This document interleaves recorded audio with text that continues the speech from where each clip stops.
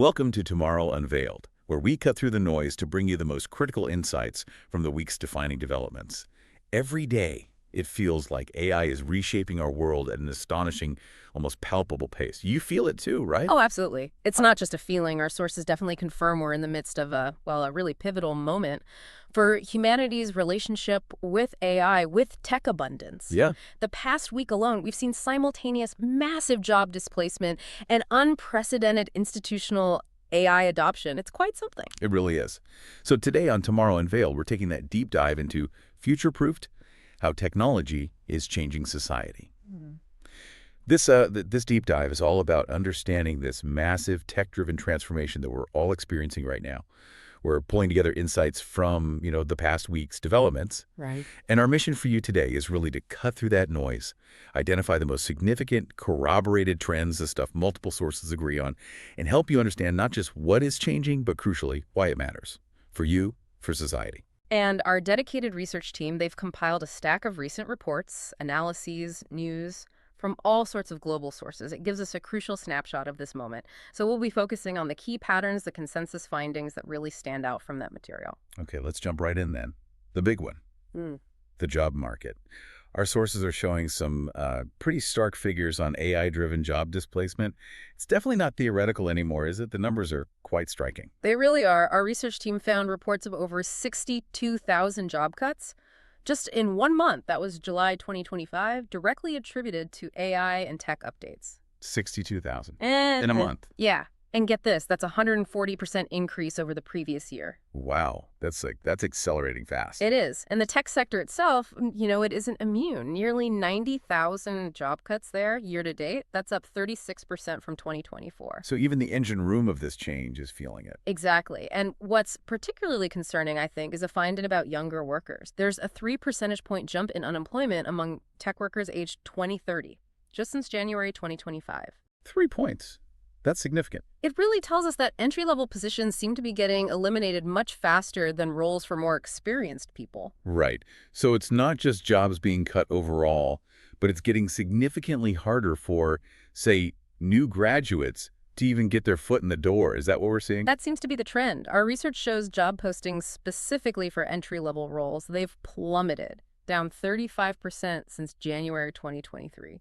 35%. Ouch. And the projections suggest automation threatens something like 60% of those kinds of entry roles across various sectors. So this isn't just a skills gap like we used to talk about, it sounds like something different. Our research team mentioned an experience gap. That's a really good way to put it. Companies now seem to be seeking junior employees who already have oversight skills, meaning, they need people who can manage the AI, guide it. Rather than just doing the basic tasks themselves that the AI can now do. Precisely. It's a fundamental shift in what entry-level even means. Okay, but here's where it gets interesting, right? Because there's another side to this coin. There is. That's the paradox. While we see this displacement, which is very real, the research also highlights critical talent shortages in these high-skill, AI-adjacent fields. Shortages. So demand is actually up for some roles. Way up. For instance, workers who have AI skills, they command, on average, a 25% wage premium. 25%. That's substantial. It is. And despite the layoffs we just talked about, there's actually a net positive hiring effect from AI adoption in the tech sector overall. It's projected to rise from about a 21% positive net effect this year, 2025, to 23% positive by 2026. Huh. So more jobs are being created around AI that are being directly displaced by it, at least in tech, even with those big layoff numbers. That seems to be the net picture according to the data our team analyzed, yes. It's complex. So the key insight here, maybe, is that AI isn't just eliminating human jobs wholesale. It's fundamentally reshaping the nature of work.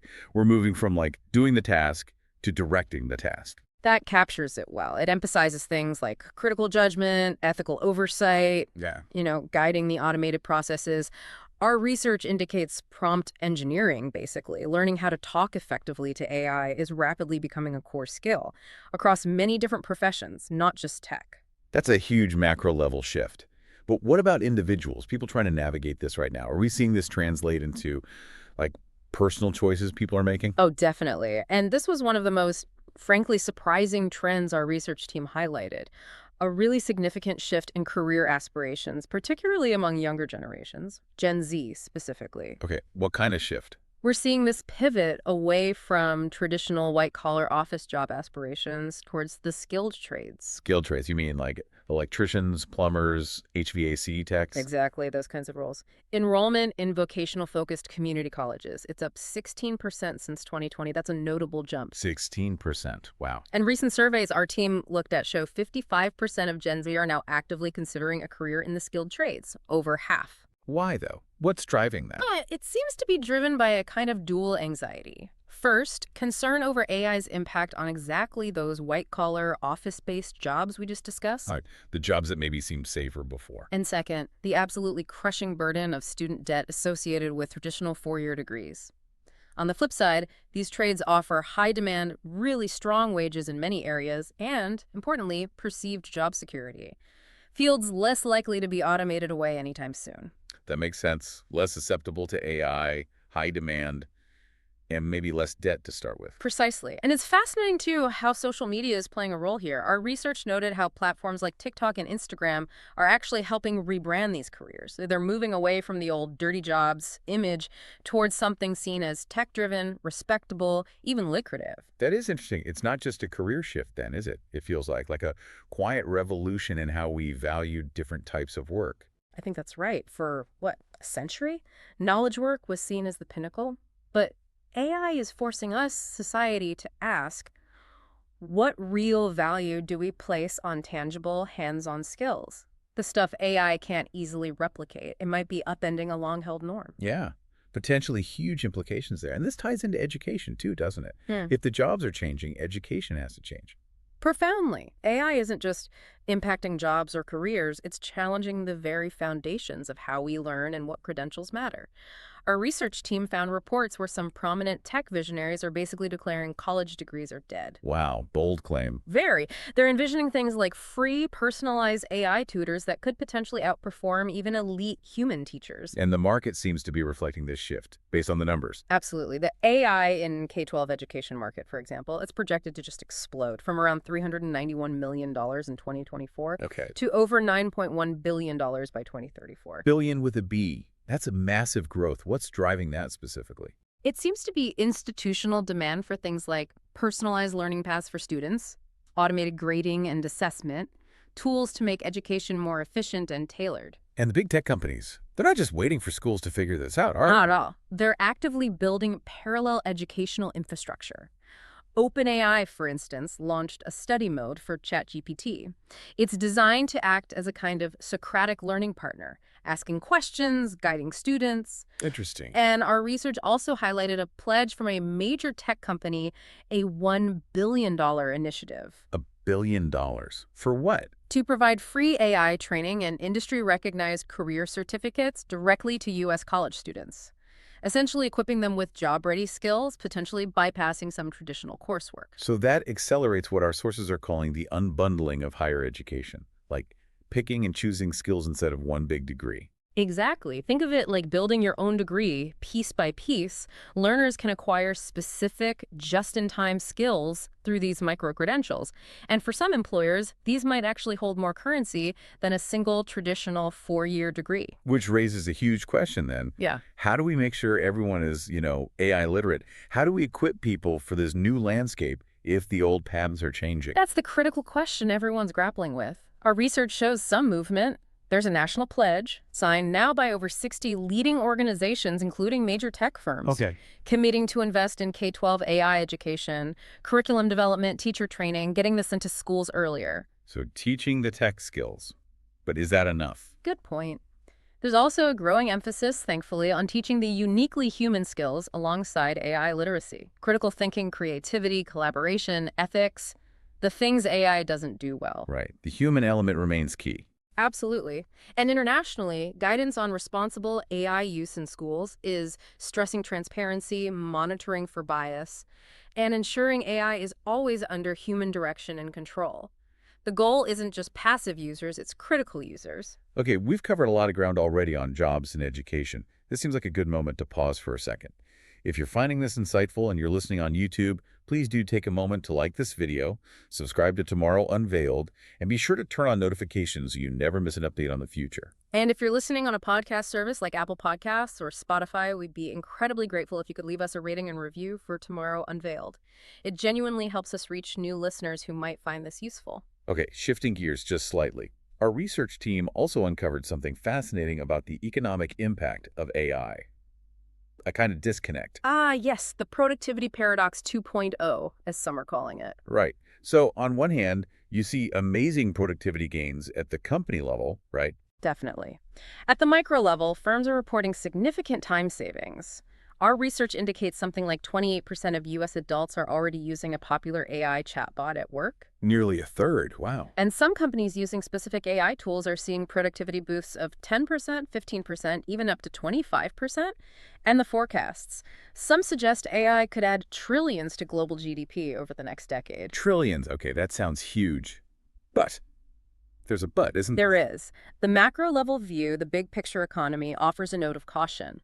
Some economists, our team, looked to project only a modest 1.1% GDP boost, at best, over 10 years from AI. 1%. Uh. That feels tiny compared to trillions. Why the disconnect? Well, one study noted that currently maybe only about 5% of tasks across the economy are profitably automatable in the near term. It takes time and investment. Another study, this one from a major Asian economy, found the current macro-level labor productivity boost from AI is only about 0.50, 0.6%. Really small so far. So why are individual companies seeing big gains, but the overall economy isn't reflecting it yet? The explanation seems to be around how those initial productivity gains are being used. Companies aren't just, say, cutting staff and banking the savings. They're reinvesting. The resources freed up by AI are being plowed back into funding further, deeper transformation. What economists call adjustment costs. Adjustment costs? Like what? The high expenses of actually implementing AI across the board, large-scale reskilling programs for the workforce, redesigning entire workflows, it's expensive and takes time. So this consumes the initial productivity dividend, delaying that broader macroeconomic impact. Okay, that makes sense. It's like an investment phase before the big returns show up economy-wide. Potentially, yes. But it also raises that crucial question. How will these gains eventually be distributed? Will they lead to broader societal prosperity or something else? Right, which leads us to the whole debate about technological abundance and what kind of economic models we might need.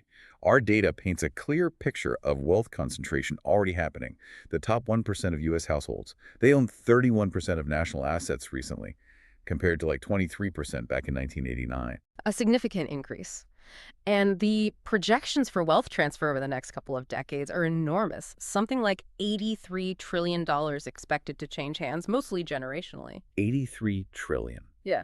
Against that backdrop, you can see why debates around things like universal basic income, UBI, keep resurfacing, can't you? As a potential safety net if work changes dramatically. Absolutely. If AI leads to a genuine post-work society or even just significant ongoing disruption, the UBI conversation becomes much more central.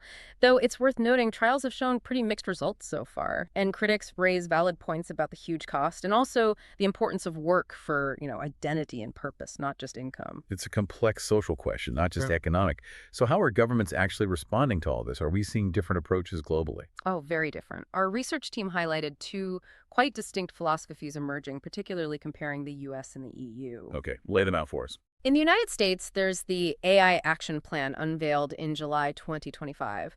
The emphasis there seems to be squarely on competitive dominance. So, prioritizing deregulation, promoting open source AI development, boosting AI exports, really trying to unleash the private sector to innovate rapidly. Okay, sort of a let the market lead approach. What about Europe? A contrasting philosophy. The European Union's proposed AI Social Compact. The focus there is much more on managing the potential downsides, job displacement, social cohesion. So it includes measures like comprehensive social protection schemes for workers displaced by AI, funding for what they call hybrid intelligence, reskilling combining AI skills with resilient human-centric jobs. So U.S. focused on growth and innovation, EU focused on stability and social impact.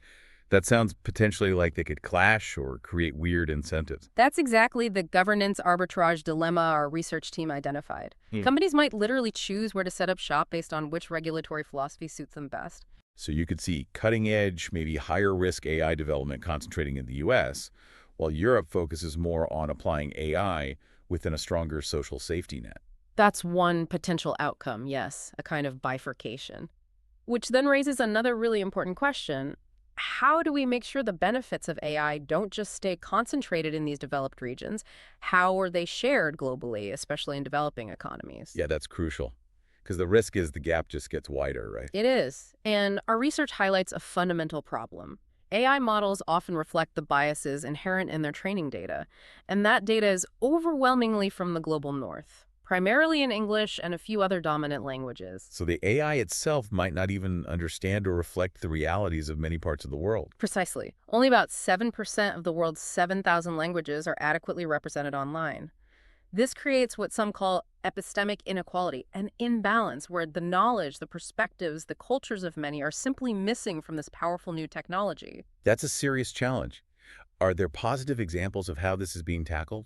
There are, thankfully. Proactive models are emerging. Our research team noted the Africa-Asia Youth Coding Initiative in Namibia.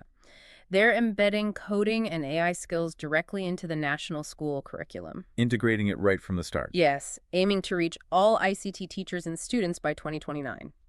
And another one, the AI Skills Africa Fellowship.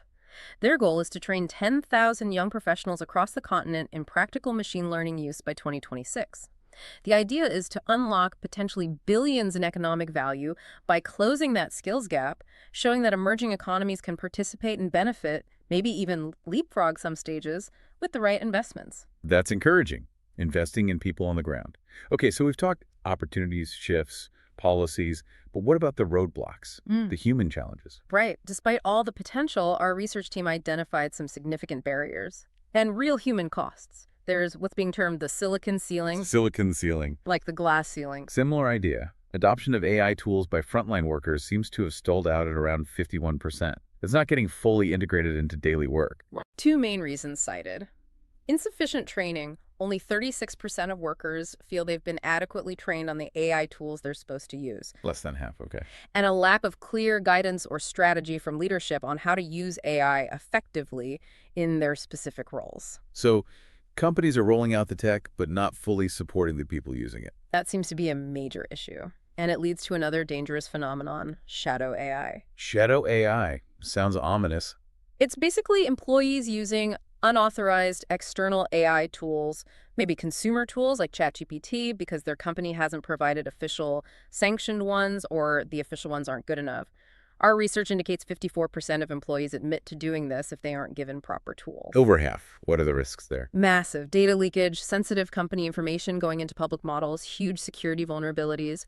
It shows a real failure of corporate strategy if your employees feel they have to go rogue to use AI. Genuinely concerning. And beyond the corporate risks, what about the personal psychological side? You mentioned human costs. Yes. Beyond just job loss anxiety, which is real, our research points to other psychological risks emerging. Experts have warned about something called AI psychosis. AI psychosis, what's that? It's where chatbots, because they can be so conversational and mirror user input, might inadvertently amplify a user's existing delusions or disturbed thinking patterns. Wow, that's deeply unsettling. It is. And then there's the concern about emotional over-reliance, particularly among younger users. Our research cited figures showing 70% of U.S. teens are using chatbots regularly. 70%.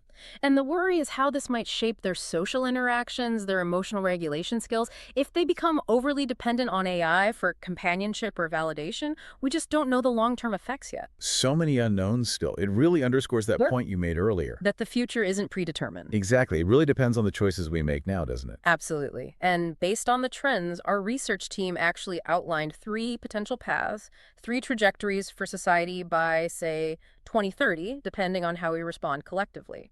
Okay, what are the scenarios? First, they call it the augmentation path. This is the optimistic scenario, managed disruption. Proactive policies work, corporate reskilling is successful, AI primarily augments human capabilities, and social safety nets handle the transition smoothly. Okay, the best case scenario, roughly. What's next? Second, the dislocation path.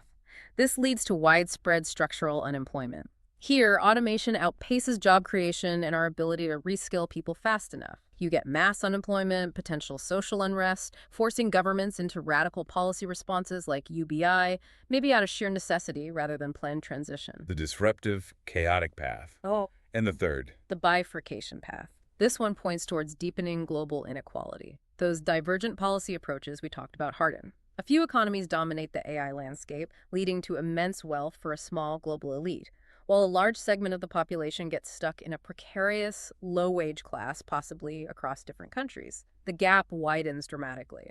Augmentation, dislocation, bifurcation. Those are starkly different futures.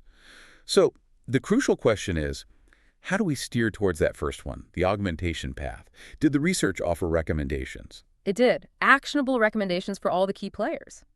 For policymakers, for instance. What should governments be doing? Modernize social safety nets, make benefits portable, not tied to a single traditional job. Aggressively fund lifelong learning initiatives. Crucially, govern for augmentation, actively steer AI development towards tools that complement human skills, not just replace them, and invest in equitable infrastructure so everyone has access to AI tools and the internet. Okay, that makes sense. What about schools and universities? For educational institutions, radically redesign curricula, focus intensely on those uniquely human skills, critical thinking, creativity, collaboration, emotional intelligence. Embrace that portfolio model of learning modular, flexible, micro-credentials alongside or instead of traditional degrees. And teach AI literacy, yes, but also its limitations, its biases, its ethical implications. Critical usage again. Got it. And business leaders, what's their role? Huge role. They need to move beyond just deploying AI tools to fundamentally reshaping entire workflows around human-AI collaboration. Close that training chasm we talked about with continuous inclusive employee training, and adopt a human complementary strategy overall. Think augment workers, not just automate tasks. Augment, not just automate. That seems key. And finally, what about us as individuals navigating this? For you listening right now, the advice coalesces around a few things. Cultivate perpetual learning, get comfortable with learning, unlearning, relearning throughout your career. Double down on those human skills, communication, empathy, problem-solving, creativity, and try to become T-shaped. T-shaped. Yeah, think of the letter T. Deep expertise in one specific area, the vertical bar of the T, combined with a broad understanding and adaptability across many other areas, the horizontal bar. That combination of depth and flexibility seems increasingly valuable. Deep expertise plus broad adaptability. Okay, so wrapping up. Well, the past week's developments, synthesized by our research team, really confirm we're in a world of incredibly rapid flux, driven overwhelmingly by AI.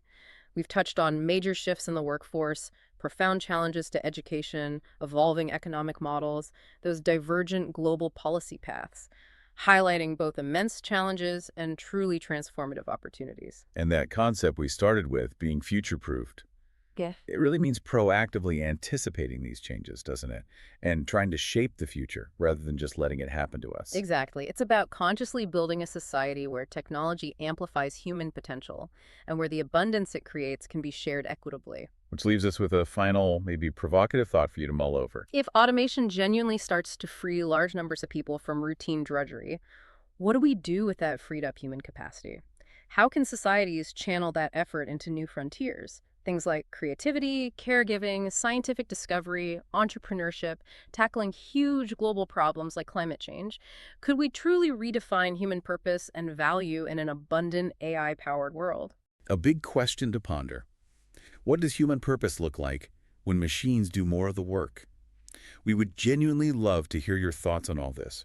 Whether you're on YouTube or your favorite podcast app, leave a comment and let us know what you think about how technology is changing society. What impacts are you seeing? Your perspectives really enrich this conversation. Absolutely. Thank you so much for tuning in to Tomorrow Unveiled today. We hope you found this deep dive valuable, and we invite you to join us again next time as we continue to explore the future as it unfolds.